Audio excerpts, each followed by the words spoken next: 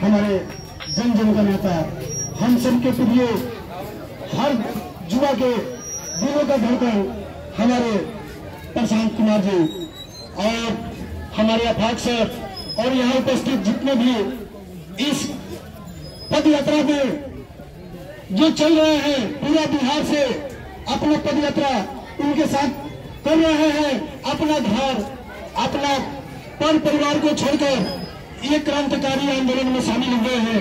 उनको मैं अपने जिला परिषद क्षेत्र और भंगहा बाजार की तरफ से उनको स्वागत और अभिनंदन करता हूँ।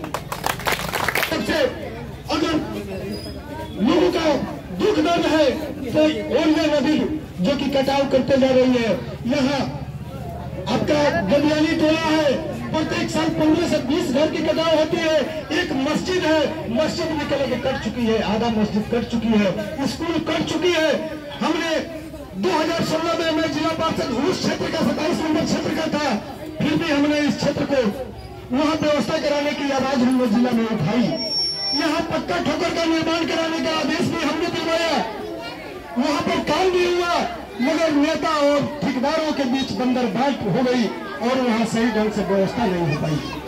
दोस्तों, मैं बताना चाहता हूँ, आज बालू बंद है हमारे क्षेत्र का, हमारे भंगहा पंचायत का 90% लोग बालू पर निर्भर है। यहाँ मजदूरी करके बालू निकाल के लोडिंग करते हैं, ट्रैक्टर चलाते हैं और जाकर शहर में बालू बेचते हैं और अपने पर परिवार का भोजन का व्यवस्था करते हैं, जो कि आज गलत है। सरकार की नीति के कारण हम लोग जिताते हैं, चेहरा को बदल देते हैं। भाई, हम लोग कोई नेता लोग आता है, पार्टी के नाम पर, जाति के नाम पर, धर्म के नाम पर हम लोग को बहलावा और फुसलाया जाता है और वोट को छाला जाता है।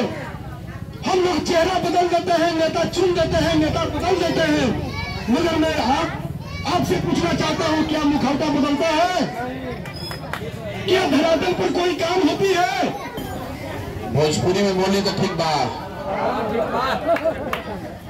रवा सोचत हो कि अभी तो चुनाव बाना, झंडा उंडा लेके कुर्ता पजामा पहन के गांव में रुआ बाजार में हमने के काहे खातिर आइल बानी जा।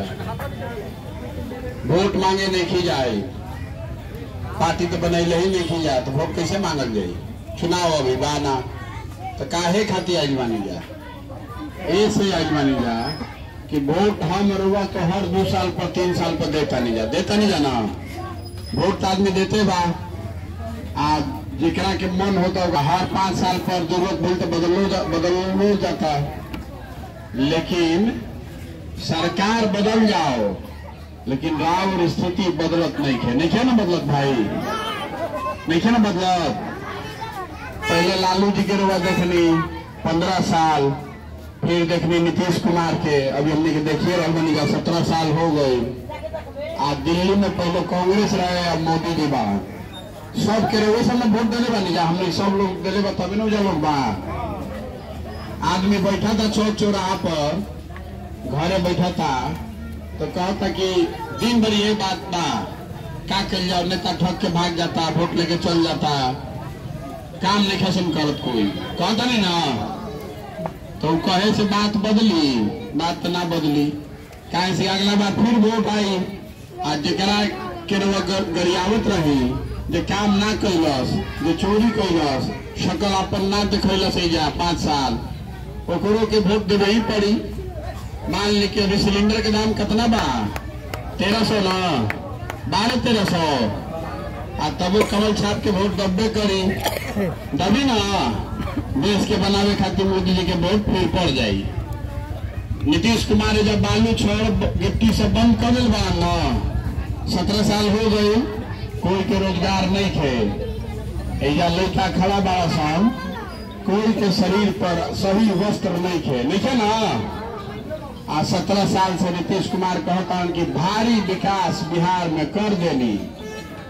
नीतीश कुमार कहता कि बिहार में भारी विकास कर देनी, कुछ करे के बाकी नहीं थे। हमरा से अभी 15-20 दिन पहले मुलाकात हुई तो कहलन कि काहे खातिर पद यात्रा कर रहे हैं, तो सब काम तो हम कर दिए हैं, विकास कर दिए, हमारे बाद आप देखिएगा, अब आ जाइए हमारे साथ रहिए, तो हम उनको कहे ये भाई 2015 में भी आपके साथ थे, आप जीते भी थे, काम तो कुछ हुआ नहीं, तो अब सियार फिर तरकुड़ के नीचे ना गई हम, अब हाथ जोड़े मेरे भाई, अब फिर से रवा संगे ना, अब ना जाई। ऐसे कि 5 बरस जितनी रहुआ, 2 बरस के बाद जाके फिर भाजपा से समझौता कर लेनी रहुआ, और फिर अब क्या भाजपा के चूना लगा के चल गए आरजेडी के साथ। अब पब्लिक गाली देता हमरा के प्रशांत किशोर के, कहता कि ये आदमी हो, कहते रहे बिहार में बाहर हो, नीतीश कुमार हो, तो काम मजा मारता नहीं हो, हाँ गाली सुनता नहीं हमने के, ऐसे अब काम नहीं के करे के। तय कैले बानी कि भाई अब कोनो नेता कोनो पार्टी के साथ काम ना करो। मीडिया वाला बताता है कि पिछला 10 साल में प्रशांत किशोर जिस पार्टी, जिस नेता, जिस दल के साथ चले गए, वही आदमी चुनाव जीत गया। आपको ये भी बताता है कि काम करने के लिए सैकड़ों करोड़ रुपया लोग देने के लिए तैयार है। लोग कहता है कि देता है हमको पैसा, सैकड़ों करोड़, चुनाव जितवा दीजिए किसी तरीके। तो काम छोड़ के एक गाँव गाँव ऐसे धूल गर्दा में, गर्मी में काहे घूमता नहीं घर परिवार छोड़ के, ऐसे घूमता नहीं कि 10 साल जैसे राउर अपन अनुभव बा कि रउआ चुनाव जिता देता नहीं, फिर भी राउर स्थिति बदलत नहीं थे, वैसे हमरो अनुभव बा कि 10 साल कितना राज्य में चुनाव जिता देनी, उसे स्थिति व्यवस्था नहीं बदलत। सत्ता बदलने से व्यवस्था नहीं बदलती है। इसीलिए अनुभव के आधार पर निकले हैं समाज को जगाने के लिए। बिहार के अगर बदले के बाद तो बिहार के सब लोग के मिलके ही प्रयास करे पड़ी। कोई एक प्रशांत किशोर, कोई एक मोदी, कोई नीतीश कुमार, लालू यादव इसको ठीक नहीं कर सकते हैं। जब तक बिहार का समाज नहीं जगेगा, आप वोट देते समय सोच समझ कर वोट नहीं दीजिएगा, तब तक स्थिति नहीं बदलेगी। अब आपको एक उदाहरण देके समझाते हैं। ए भाई सुन लो यार,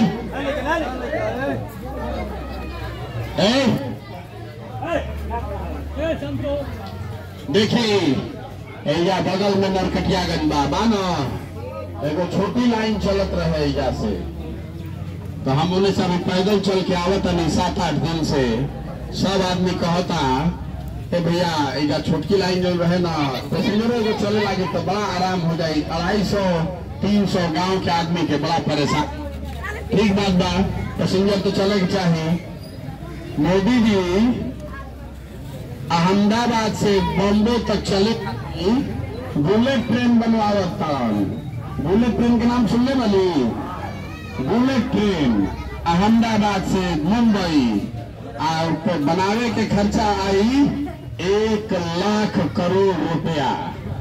1 लाख करोड़ रुपया लगा के ट्रेन बनावल जाता ताकि अहमदाबाद के आदमी बॉम्बे जाए में 4 घंटा नहीं 2 घंटा लागो। हमने के कोनो दिक्कत नहीं है भाई, बनता बनो। लेकिन गुजरात से कई गो MP जीत के गए बड़ा मोदी जी के पार्टी के, रुआ जानकारी ना हुई। 26 गो MP भाजपा के जीत के गए बड़ा गुजरात से।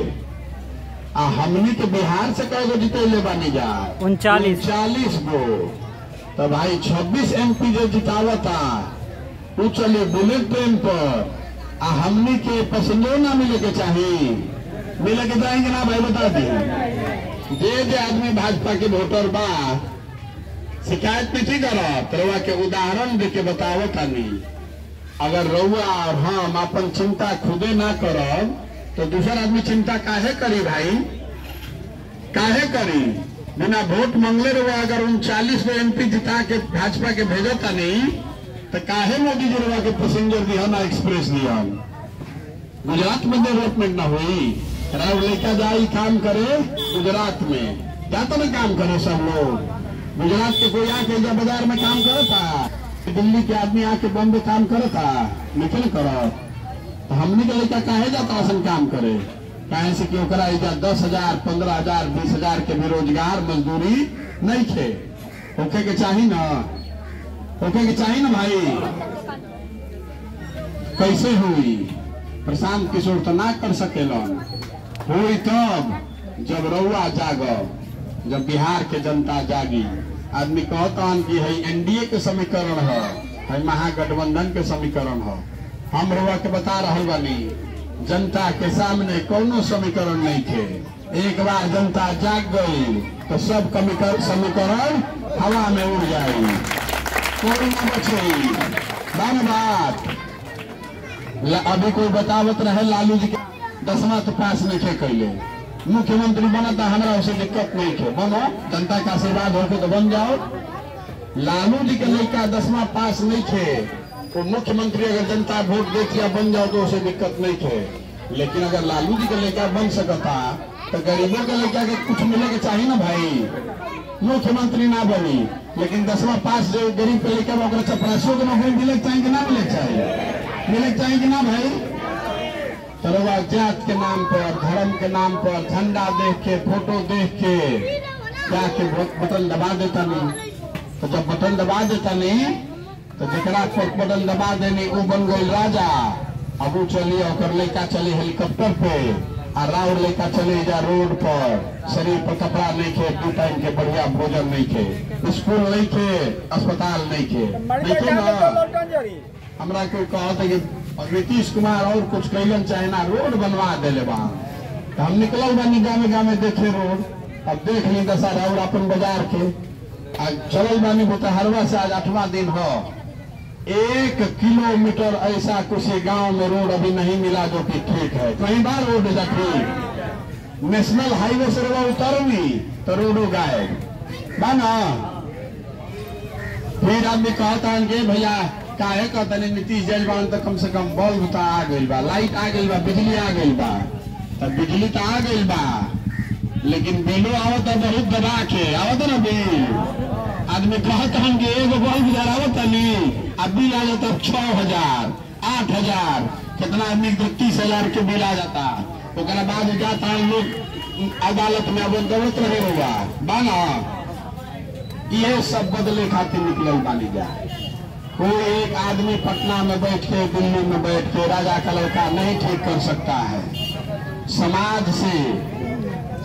से जैसे दही को मथ के मक्खन निकाला जाता है, उसी तरह से समाज को ढूंढ के, देख के, जान के सही आदमी को ढूंढ कर निकालेंगे और उसी के पीछे अपना शक्ति, बुद्धि, पैसा, संसाधन लगाएंगे ताकि आपके आशीर्वाद से वो जीत कर आए। आपको मालूम है कि जिसको आप वोट दे रहे हैं वो आदमी ठीक नहीं है, फिर भी वोट देते हैं। क्यों देते हैं? इसलिए फिर वह कहता नहीं कि भैया विकल्पे नहीं थे, क्या करें, दोनों तो एक जैसन बन जाए। हमारे मास्टर साहब अभी बोलत रहा, नोनिया समाज के यहाँ के हैं, बड़े शिक्षक हैं, बड़ा विदुषी बात कहते हैं। कहते हैं भैया पब्लिक कहता है कि एक और नागनाथ एक और सांपनाथ, तब दोनों से बचे के बाद हमने के बने पड़ी नेवला नाथ, तो दोनों सांप बना। तो यही से निकल बानी जा, प्रयास हो ना।